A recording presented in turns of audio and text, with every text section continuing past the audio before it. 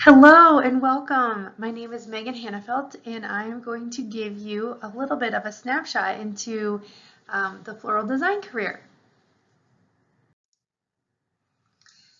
So I am an extension educator for the University of Nebraska-Lincoln.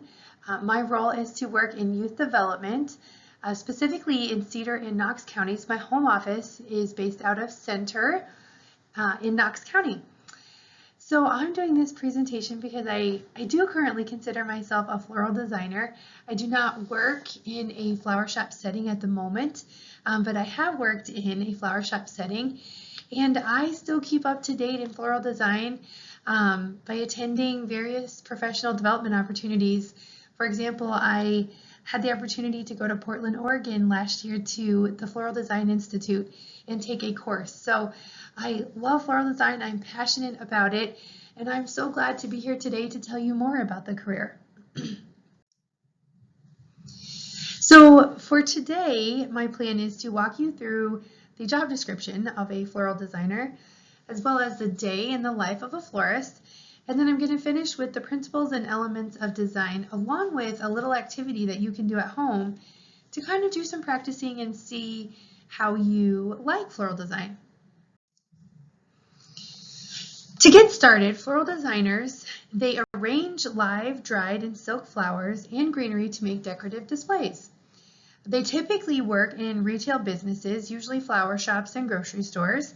In my past life, while I was in college at Northeast, I worked in a flower shop in Norfolk at Hy-Vee West, and it was some of the best times that I had as an employee. I really enjoyed doing that work. It was very fulfilling.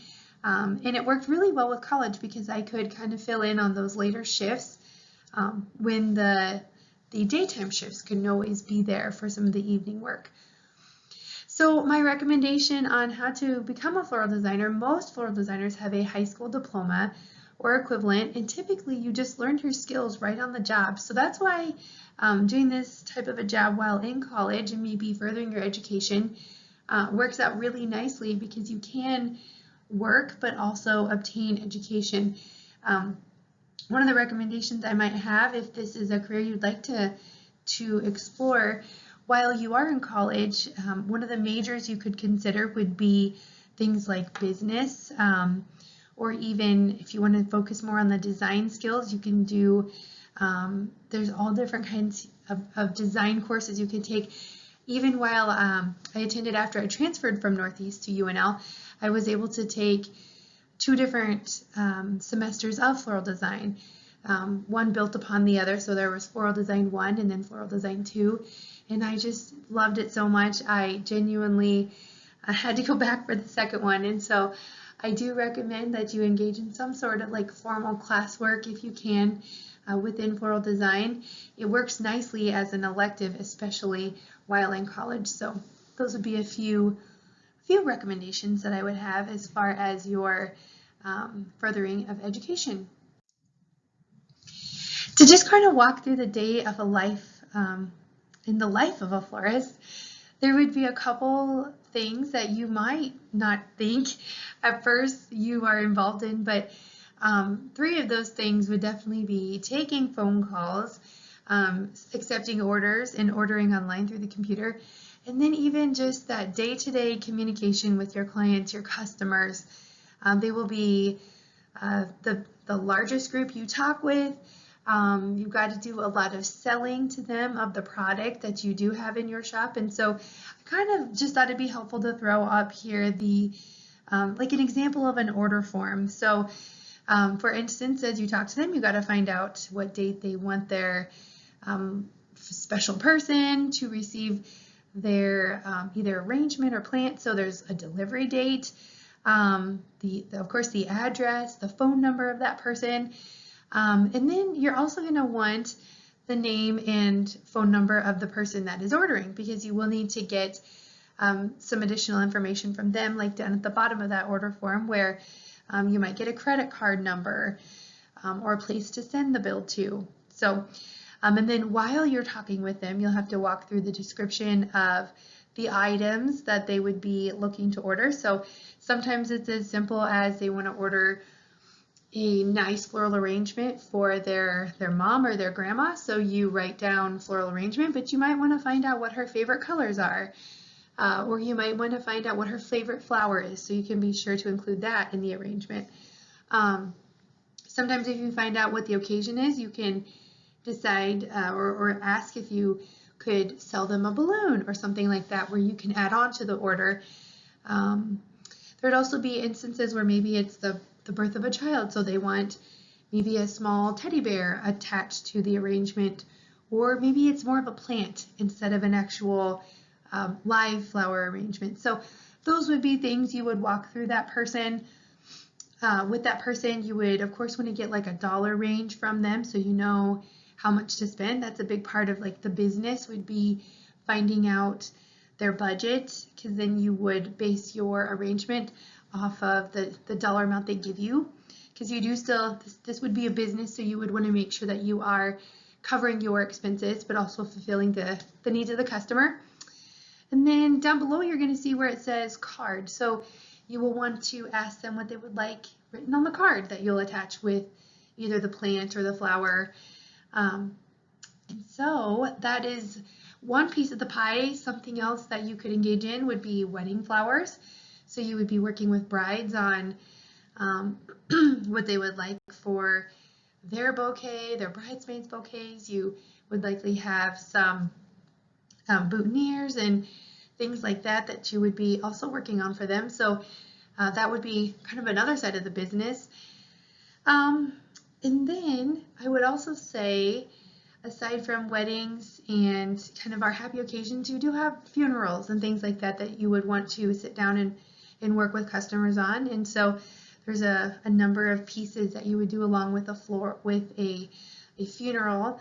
But yeah, each of those things you would just step through the different scenarios and find really out what the family would like to be able to make that person in their life feel special and carry on those memories through floral design. So I think that's the beautiful part of being able to help families celebrate the life of that person, is you can make their passions and hobbies come through in the work that you do. I think that's super special.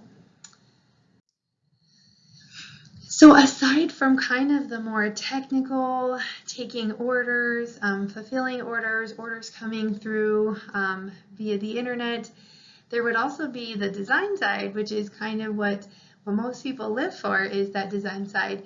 So I wanted to take a few minutes to kind of walk you through that design side of things and give you just a sample of the types of styles and principles that we look for in design. So we've kind of got two parts. We're going to look at principles and elements, and then kind of a final project for you. So to start with, it's just really important to understand there's all different types of flowers. So when you walk into a flower shop, you'll be greeted with a ton of different types of flowers and styles, and there are really four main types. So you'll have a mass flower, a line flower, a form, and a filler. A mass flower will be your single stem, like your large round bloom. This is going to be your roses, your Gerber daisies, carnations, any of those like big flowers that you see in an arrangement.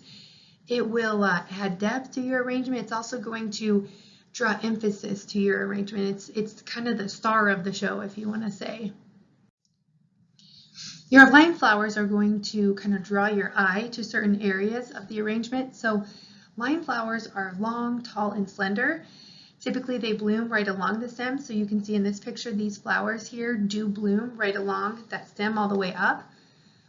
It determines the height and the width of your arrangement, so it's kind of the framework in how you build your arrangement. It gives you that nice line to follow with your eye. So some examples of flowers are below: the gladiolas, stock delphinium.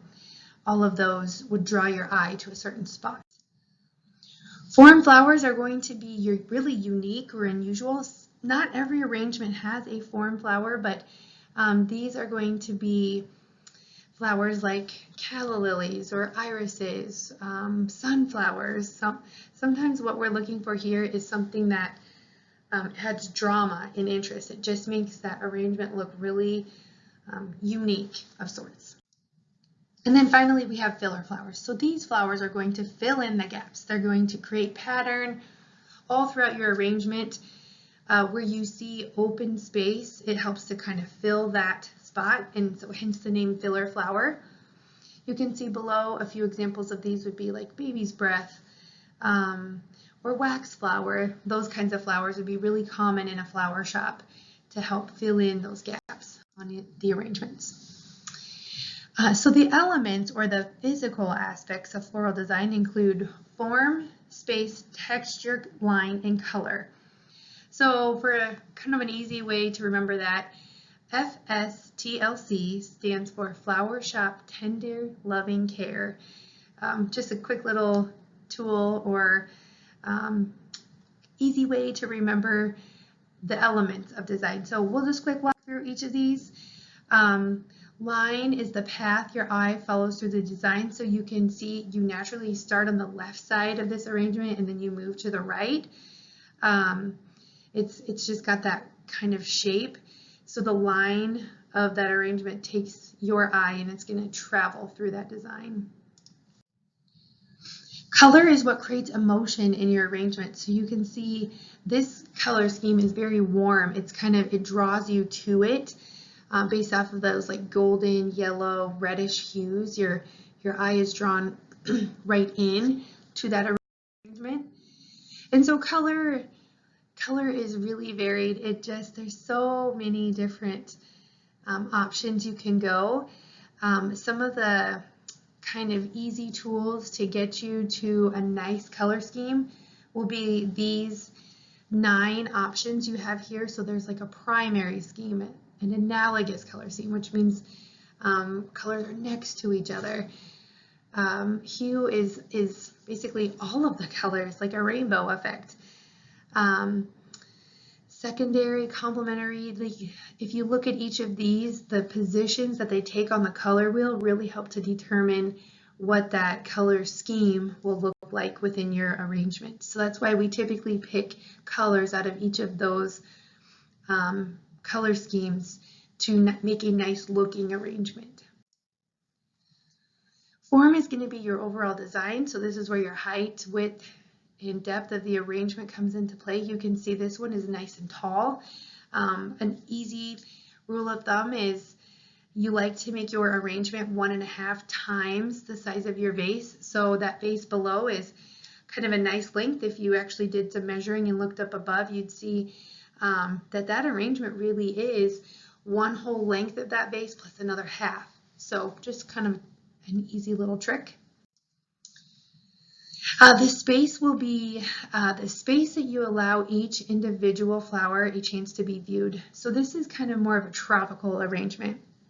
And I would say in this arrangement, because there are so many unique and very distinctive flowers, you want to give each of those flowers an opportunity to shine. And so they did that by allowing that extra space almost between each one. Texture allows your arrangement to have interest and diversity among the different flowers. So I picked this picture because I loved how the background of this was so rough looking, where the other flowers, like those orchid looking flowers and roses, are nice and smooth. Your eye is drawn to that rough texture. So I just thought that's a good example of allowing texture to take place through your arrangement. And then to finish out here, we've got principle, or these are the visual aspects of floral design. So this is what you're going to see right away as you look at your designs. So to kind of summarize and get a quick way to remember the principles of design, you can look at the first letter of each of the principles, and it spells cherubs.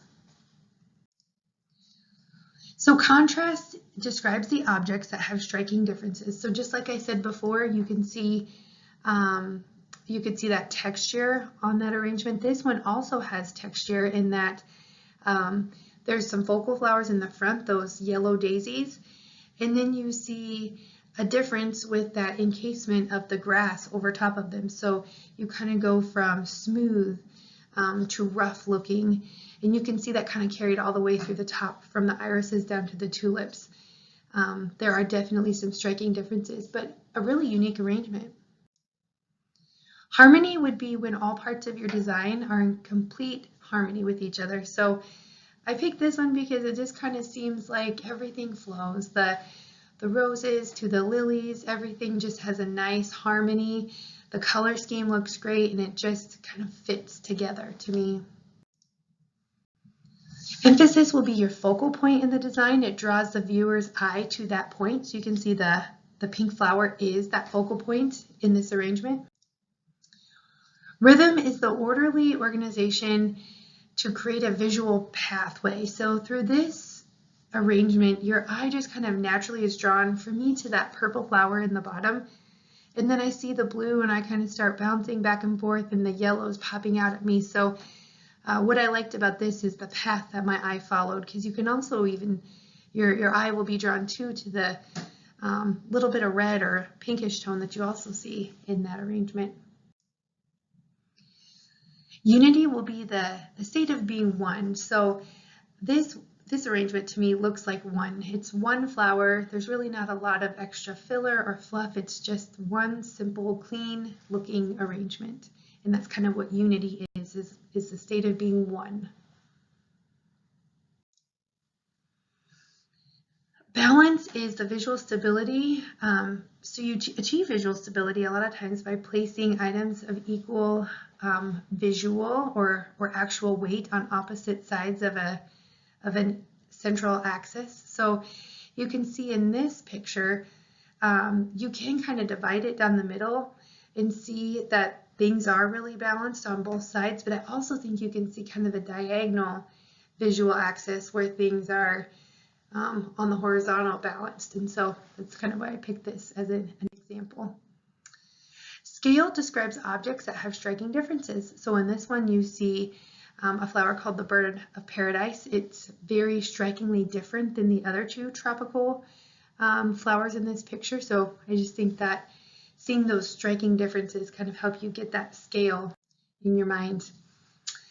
So for my final piece here that I wanted to share with you is something that you can easily do and really inexpensively, is to practice by creating a candy bar bouquet. This is something super easy and really fun that you can do for a family member or friend, but I would just recommend you try that. You can start with mini bars. You don't have to do the full size bars, but it can be as simple as finding a cute mug, or maybe it's just even in a plain cup or something like that, a plastic cup that you've got at home. What you can do is just put some foam in the bottom of that cup and use bamboo sticks or skewers like you would use for making kebabs, something like that. A little bit of hot glue on the back of your candy bar, and you just start to arrange them inside of your cup or whatever you decide to use as your base to put these items in. You add your filler or like some tissue paper, as you can see in this picture, to kind of fill and cover up the pieces, and it just looks super cute. So that's my quick little tip on how to practice the skill and just kind of start to get good at design using all of those different principles and elements that I mentioned previously. So finally, my advice is to follow your passions. If you have an opportunity to work in a floral design setting, I would recommend that you try it and just see where it takes you. I find floral design to be incredibly soothing. It's just relaxing for me to have that opportunity to design and create something of my own. I also love the fact that I've learned so much about design and how to take care of flowers and how to arrange them, that it's been really fun to work on weddings for my friends.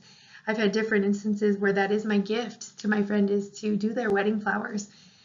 Depending on, everybody's situation, as far as fresh versus fake flowers, you can easily do both. Sometimes it's just fun to be together to go pick items out, and then your gift can be the arrangement of them to them, or you can do them together and spend that time together as well and teach them something yourself. So My advice, give it a try. Certainly feel free to reach out if you have any questions. I'd be glad to visit. Thank you and good luck.